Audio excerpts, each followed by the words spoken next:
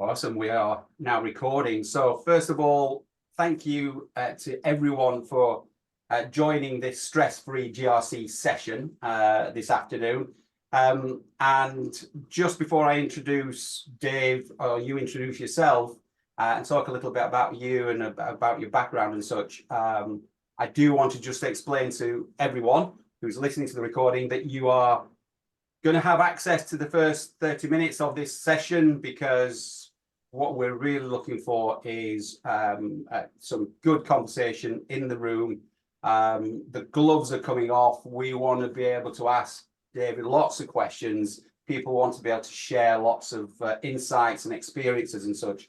And it would be unfair to ask them to do that if this information then went out onto some public platform like social media.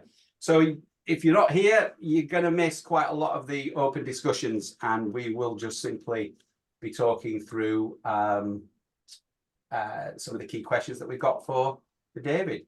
So, Dave, just before we get into this, and I welcome you officially, I am just going to say to everybody, and including for those people on the recording as well, or watching it online, is that we have a few house rules for the stress-free GRC sessions. The first one is that this is a safe place. So Chatham House rules will apply, meaning that what we say here stays here. You obviously don't divulge any personal information or any confidentialities and such. So be mindful of that. But the intention is that you can say what you feel about a particular topic. That's going to be the power of the stress-free GRCs. To some degree, it will be about you relieving some of your stress by talking about issues that you've experienced.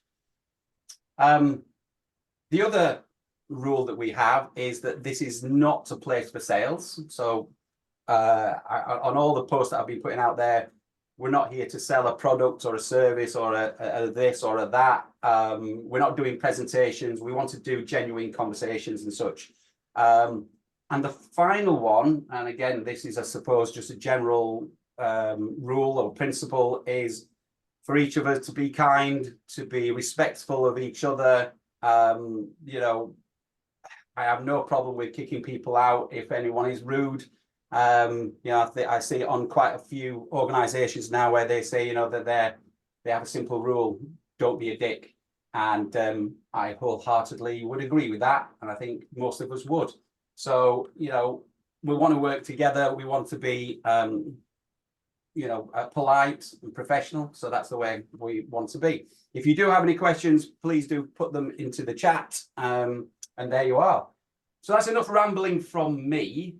I'm not going to do introductions of who I am, and I'm not even going to ask Lee to do any introductions of who he is.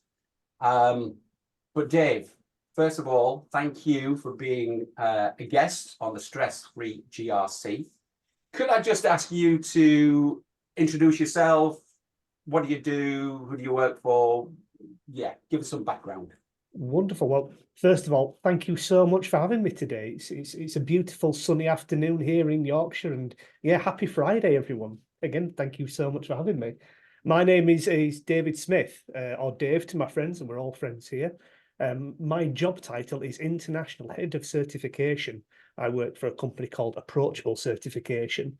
And as Gary said, I'm not going to do the big sales thing. We offer ISO certification under the UCAS banner.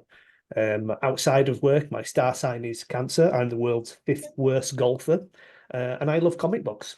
And yeah, that is me. My job at Approachable is to kind of train new auditors, do a bit of account management for Approachable, babysit UCAS when they come in and kick our tires. It's a very schizophrenic, my role.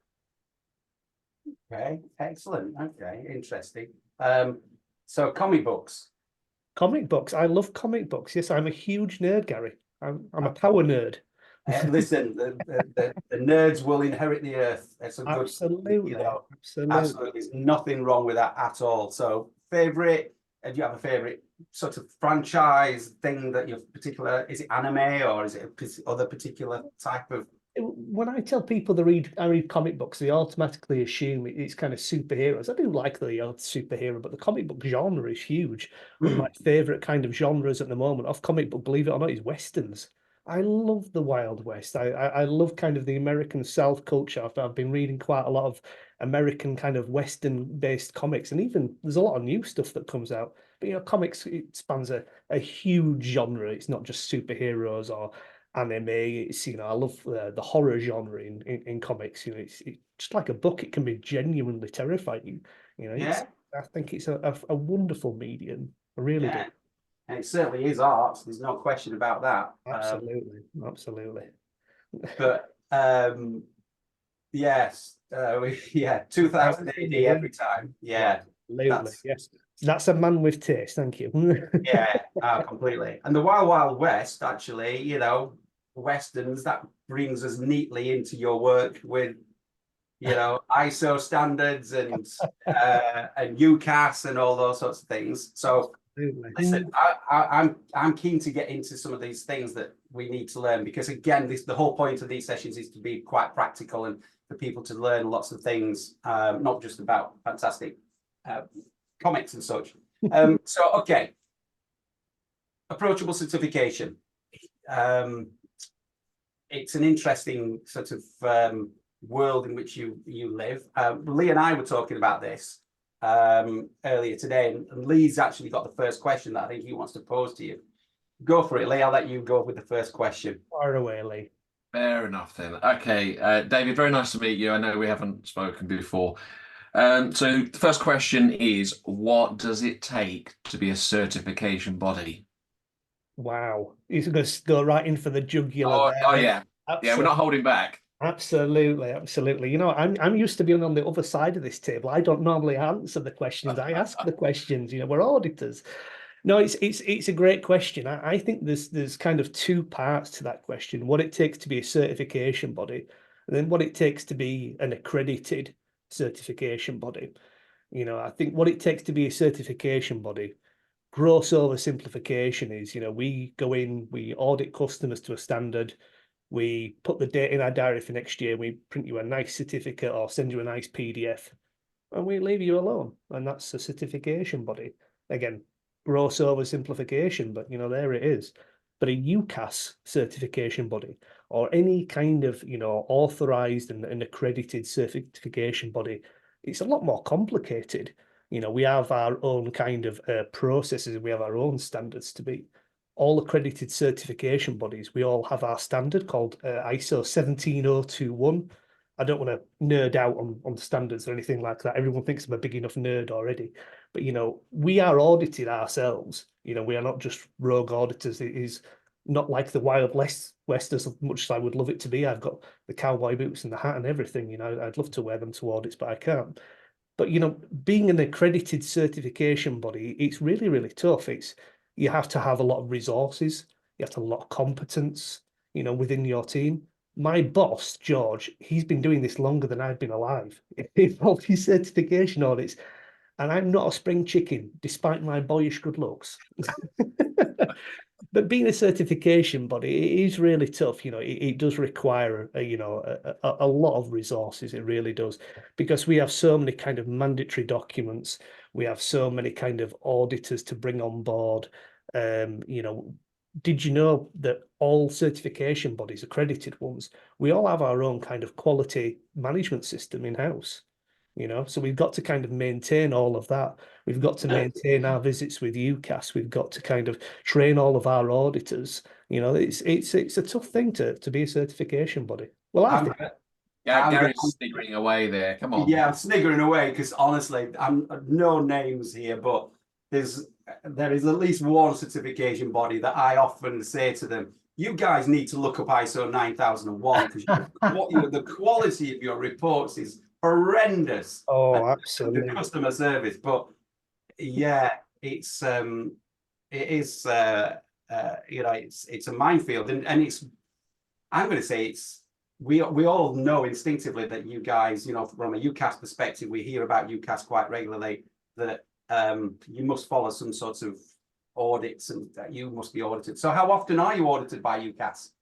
We're audited. Well, there's two parts to it. There's the office audit. So we're audited in the approachable office out in Denton every year.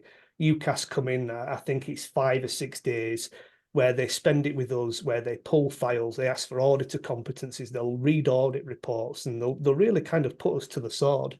And then depending on how big you are, how many customers you are, we have witnessed audits, you know.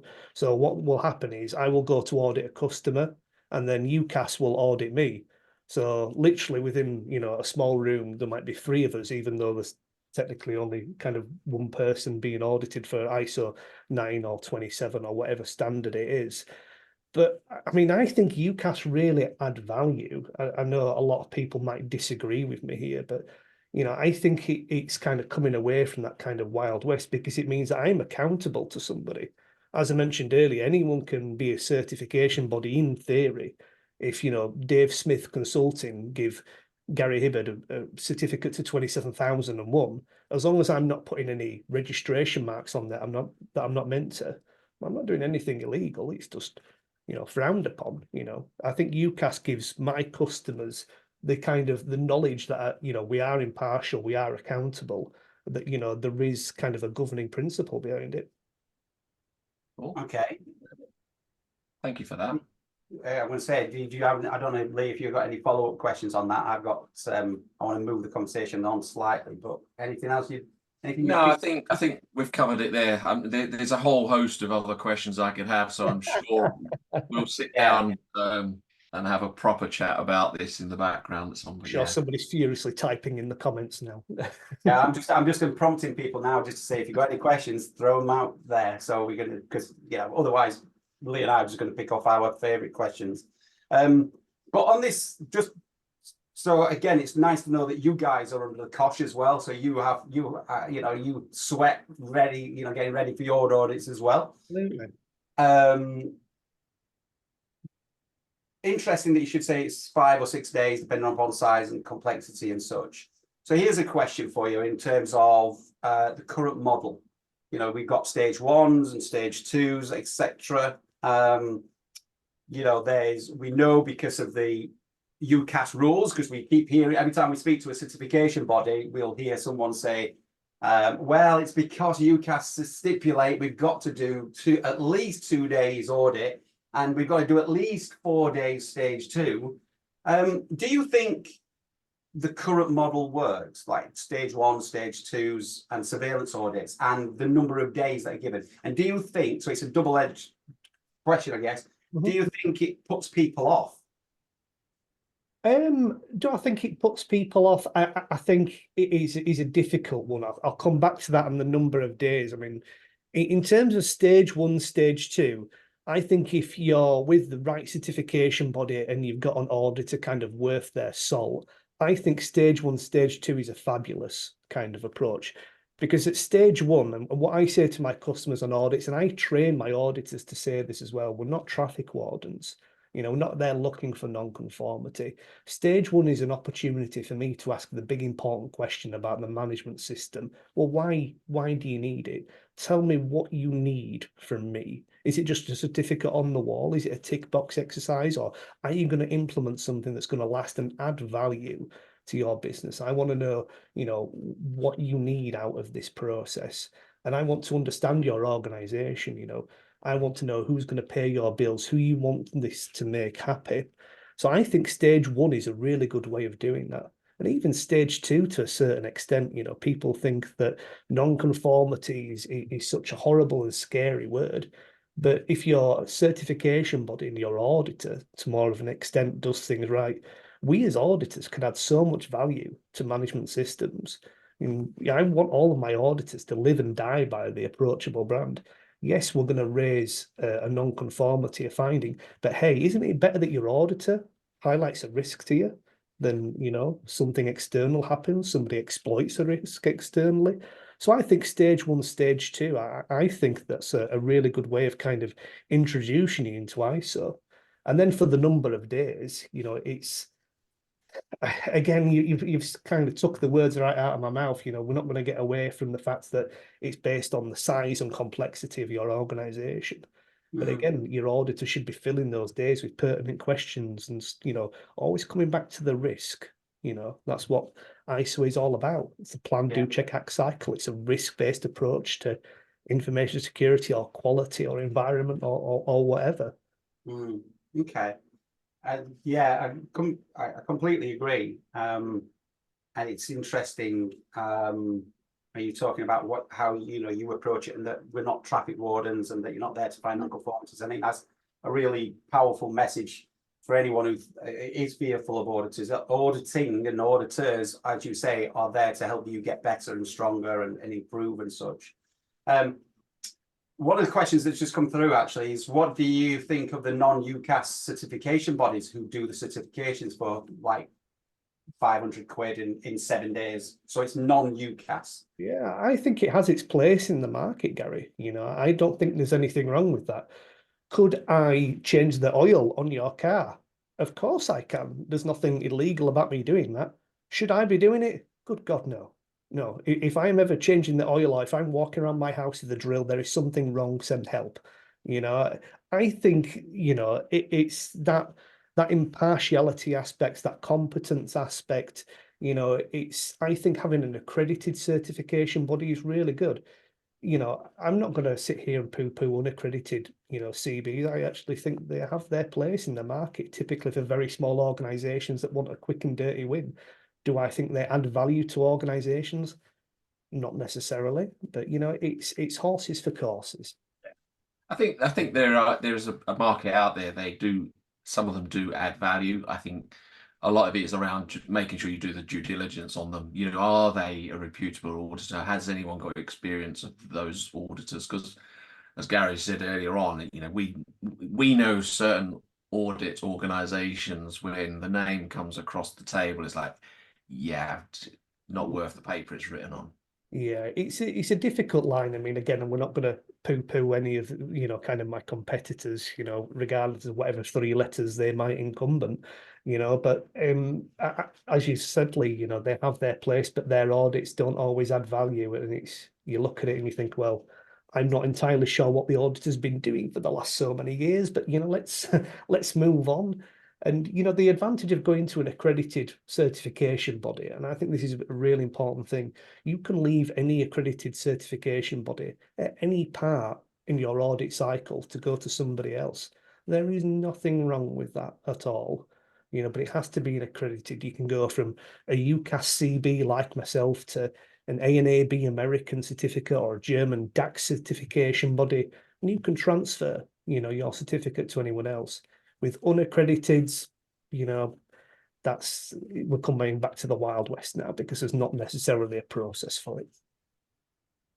Yeah, no, it's a really interesting and important point. I mean, my feeling as a consultant on this, and these are my personal views and thoughts, is that it cheapens what we do, and it's almost like a paper shield. And it's kind of, I think it's that to that question, what do you think of non-UCAS certification bodies selling something for £500? It's like buyer beware. There's a reason why it's 500 quid. And again, back to your analogy, and I'm same as you. Don't ever, if you ever see me walking around with a drill, then there's something wrong with the world. But if you take your car to someone else and they say, oh yeah, we can do your brakes for 25 quid. Right, okay, good luck if you have an accident, if there is an incident, if there is something. Whereas something that's a bit more expensive, reassuringly expensive, I think you get what you pay for with, absolutely, dare I say it, with consultants, but obviously with anything, I think it's there. I think that's quite an interesting point, and this is something that I was talking about, because there is no overarching kind of, consultant accredited body, which is, absolutely fine. I'm not saying it's like the Wild West, but I've seen all kind of ends of the spectrum when it comes to consultancy through my day 100%. As an auditor. I've seen really good consultants. There's this company called Consultants Like Us that's, very, very good and very pragmatic. And I've seen people that have outsourced their, internal audits for 50 quid, and then been upset when they come back and they're absolutely terrible. You know, you see all ends of kind of the spectrum. I think you, well, you know, throwing this in, the reason why we are called consultants like us is because it is like the Wild West. You're absolutely right. There are all manner of consultants. You know, and it's no disrespect to people, but everybody, you know, thinks the road's paved with gold. You know, we've seen people leaving university and saying, I'm going to become a consultant. And it's like, okay, but we want to work with consultants like us, hence the name. But it is like the Wild West. So I think you're absolutely right. So coming back to you, so as I say, it's not full circle, but straight back to you. Good, a really interesting question. You know, as the world moved on and we moved out of COVID and such, we're thinking about audits now, and you know, we've gone through a period where a lot of audits were just remote. Some of them are now getting to the point where they are hybrid. So how do certification bodies decide whether an audit is going to be a hybrid or it's going to be remote, and how does it split the days? How does that work? Oh, great question. You know, it typically depends on the organization.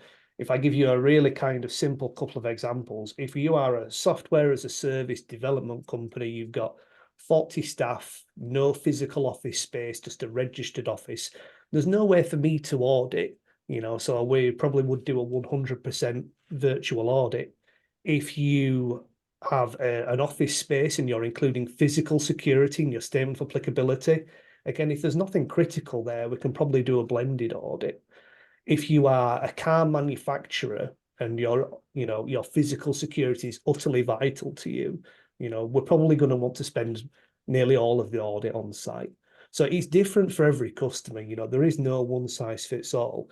Certification bodies, we've just been given new guidance on this as a new version of ISO 27006, which is the guidance note for certification bodies, where we are now allowed, you know, under kind of UCAS and IAF rules to do entirely remote organizations, but we have to stipulate on the certificate that all services are delivered remotely. And I think that's a really powerful statement, you know, because on your certificate now it will say, you know, Dave's software development company, ISO 27001, all services delivered remotely.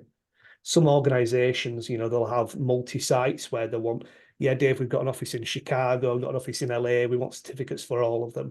Well, I'm probably going to have to visit them initially and then kind of assess the risk and take it from there. But there is no one size fits all, really. But we try to be as pragmatic as we can. You know, I'm not going to spend 5 days on an office where it's a WeWork and all you have is a key and a router. You know, there'd be no value in me spending loads of time on site. I think that's been certainly my experience, and I think Lee's as well, you know, based on some of our conversations in the past, where we've heard of an audit or, you know, certification body, UCAS, and an auditor say, yeah, we're going to do 6 days audit and we're going to do 3 days in Leeds and we're going to do 3 days in London. And we're like, but why are you coming to London for 3 days? You're literally going to sit in a WeWorks building with nothing. In fact, we're going to have to pull in our staff to come into London because they hardly ever work there. Yeah. And it's like, and the funny thing is, and again, love to hear other people's experiences of this. It's almost like sometimes some certification bodies use UCAS like a shield. They'll say, oh, it's not our fault. UCAS say it's mandated that we have to do on-site audits and we have to split them. And it's like, you know, believe it or not, and again, the rules on this are quite fresh. We have a calculation for if you have 10 sites, this is how many sites we have to visit on stage 2 surveillance visits and resets. We have a calculation for that. But I'm not aware of anywhere in the standard where it actually says you must spend X amount of time on each site. It just says that you should visit them. Now, again, believe it or not, I've been wrong once before, Gary. Still under dispute, but I have been wrong once before. So yeah, I've not seen anything official myself. I know as we came out of the pandemic, there was comments being made by cert bodies saying UCAS are going to enforce, you know, a percentage of the audit being carried out on site. But I mean, I had a situation last year. I had a 20-day stage 2 based on the size of the organization, not necessarily the complexity. They had 3 sites in the north of England. And it was, to me, it was just crazy that they wanted 20 days across these 3 sites, because it's like, I'm not being funny, it's a physical audit on the 3 sites, and then the rest of it is the audit around the whole ISMS, which is the Yeah. same across all 3 sites. I think it comes back to that pragmatism. We like to really kind of listen to our customers, and if you tell me that there's nothing of value there, and I go for a day and find out you're absolutely right, then it's absolutely fine. We'll be pragmatic and we'll listen. You guys know the customers a lot better than we do, and we know that customers will generally tell us exactly how it is. So we try and listen to people as kind of as best we can, and kind of draw a kind of common sense line under it. Yeah, so there's a comment in the questions here. So Marcus said, do you think that remote audits are going to become more and more common, or do you think there could be a shift back to having more on-site certification surveillance? Again, great question. I think the world that we live in has changed. I don't think it will ever go back to Monday to Friday, 9 to 5 for most types of company. There are always going to be organizations where it is going to be, okay, you arrive at the office 8 o'clock on Monday morning, you leave at 5 p.m., and that is your Monday to Friday. So some organizations are always going to have that. But there are a lot of organizations, that are entirely remote. I did a software development company. Technically, they were based out of Manchester. Their developers were all over the world, literally, and they've never met each other face to face. Never, ever been in the same office together. A little flip side of that is I dealt with a company last year where their stage 1, the cert body insisted that it was on site. So they sent an auditor across from Preston to Leeds to do an on-site stage 1, which is your documentation. My honest advice, and again, this you can quote me on this. If you don't want an auditor to physically, audit your office, exclude the physical security controls and register at a WeWork address or your accountant's address, and then there's nothing for us physically to audit. I think that's the easiest way of saying, well, no, you don't need to come because we have no office space. We have no physical infrastructure. I mean, this particular client did have office space and staff do actually work there. They don't work remote, but for a stage 1, I just thought that seems excessive to me, but yeah, maybe there was some reasoning behind it, Lee. Who knows? Who knows? Indeed. I think some CBs just have like a magic 8-ball, just give it a shake and get 5 days. Yeah, that's definitely how it feels. Well, funnily enough, we've just had a comment there. They said their experience an audit on a mobile MRI machine on an hospital car park that was scheduled for 2 days, and it took 20 minutes. So sometimes it does feel like, we hear people saying, yeah, it's going to be a 3-day stage 2, or even surveillance audit. It's like, 3 days stage, surveillance, and you're like, okay, I'm sure this is 1.5 days maximum. And it's but anyway, we'll move the conversation on, because I'm keen to get through some other questions, some other things. Lee, you had a question about the skills that an auditor. Yeah, I feel like it's almost a 2-parted question. So it's what skills do you think an auditor needs? Okay. But also closely linked to that is, what do you think makes a good auditor? Right. Okay. I think boyish good looks is quite high on the list, shaved head, beard, glasses, nice waistcoat. I like where this is going. Yeah, excellent.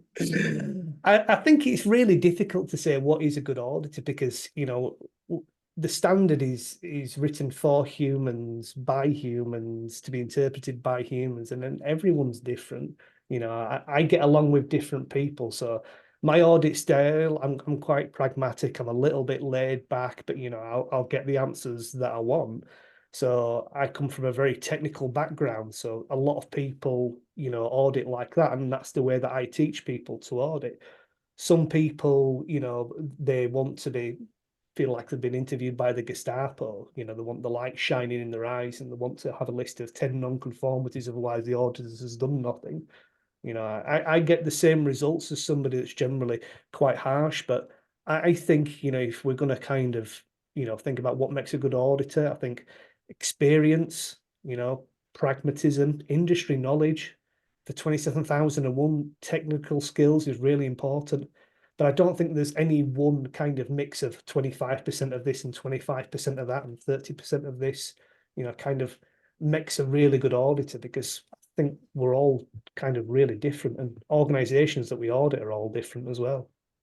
I think we are. And I know that, I mean, this is a conversation I have at home multiple times, because I always say my wife would be a very good auditor.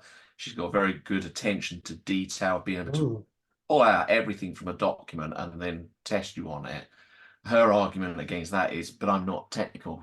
I'm not, she's not like you. I haven't worked in IT. And it's like, don't have to be. That's just purely an extra string to my bow. I think it really does help, if I have a new auditor that wants to be a 27001, they don't know what an OMOS vulnerability is, they have no concept of what cloud is, they're probably going to struggle in some industries. But again, like you say, you don't have to be technical, if you sent me to a laboratory environment or a veterinary practice to audit them, I would struggle. I put my hand on my heart, I'm not an expert in every single field. We appoint auditors by location and by competence. I'd never send an auditor to a nuclear power plant that, who's grown up with agriculture all of his life and knows absolutely nothing about nuclear power.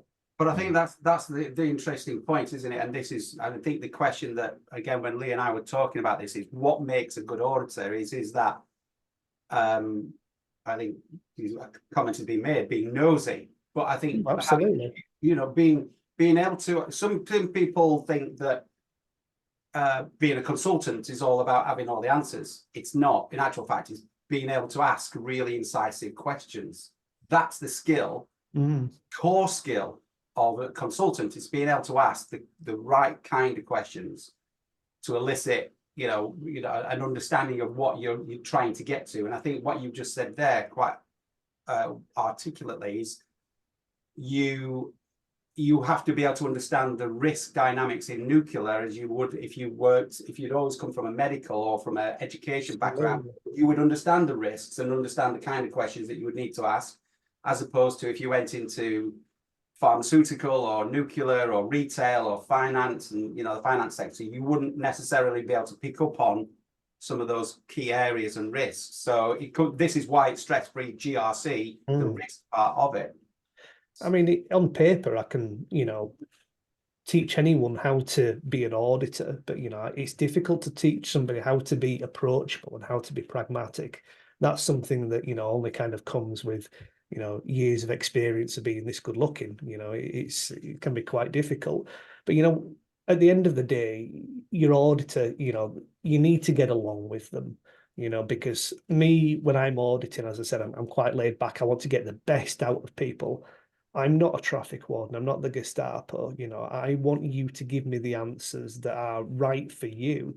And if there are a problem, well, we can talk about it. We can open a dialogue. At the end of the day, my auditee is my customer. They're paying my bill, as you mentioned earlier so eloquently, Gary. I don't need to be a dick about it. Yeah, exactly. So look, I'm very conscious of time, and I'd like to open up the conversation to everyone, so that everyone's going to do this, and we're going to stop the recording shortly. But there is a couple of questions that we're going to put to you, because I think they're very pertinent. And again, practical advice and guidance, advice. So around the ISO 27001 2022 specifically, can you give us a sense of what the timeline is between now and, I know the dates, but I'm going to let you say it in a second. what you think people should be doing between now and then? Okay. And what advice would you give to people? I think if you have a 27001 2013 certificate as of now and you've done nothing, I think you really kind of need to put your foot down. You need to transition to the new version of the standard. We put a hard deadline as the end of September 2025. You must have transitioned to the new version of the standard. Me and my auditors, we've done a lot of these transitions. The best transitions we've seen is when external resources have come in to help organizations with the transition. Look at the new controls, take some advice, do a really good internal audit before your certification body comes in.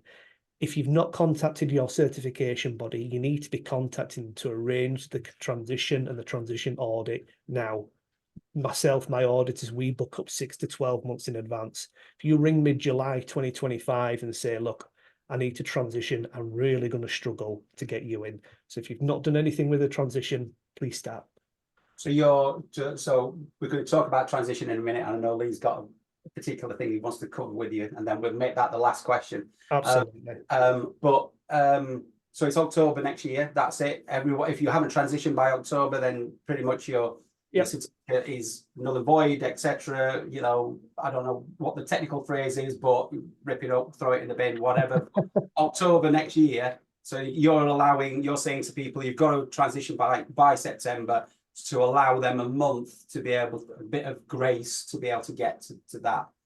So if I'm right, and I said Lee's going to come in on the question in a minute, the next steps are transition audit, and then your surveillance will be against the new standard. Is that right? You can transition at any point in your cycle. You can do a standalone transition. You can do the transition as part of a surveillance or research. You just need to contact your CB and say, look, how do we transition? And then you need to get the transition booked in. Okay, perfect. Lee, you had a particular point of experience around this. Yeah, so I've recently gone through. I had a client of mine did their research having the surveillance audit this year. They've got full research next year. The particular cert body has insisted that they do a transition readiness review audit, which is an extra. Okay, I'm glad that that was your response. So this was an enforced additional day and a half.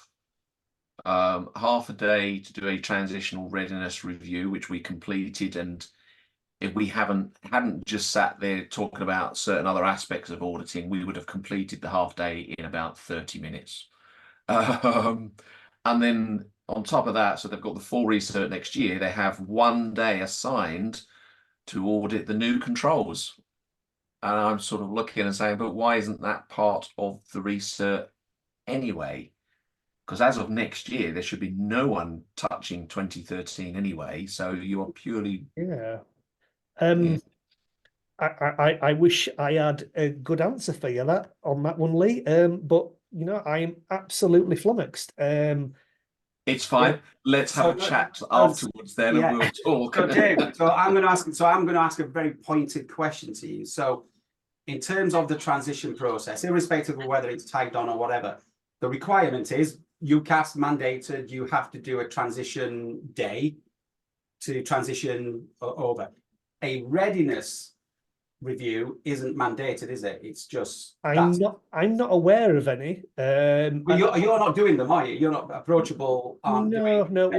We have offered customers, you know, like a training day on the new standard, but no, it's absolutely not mandatory. I've never heard of that before, but okay, yeah.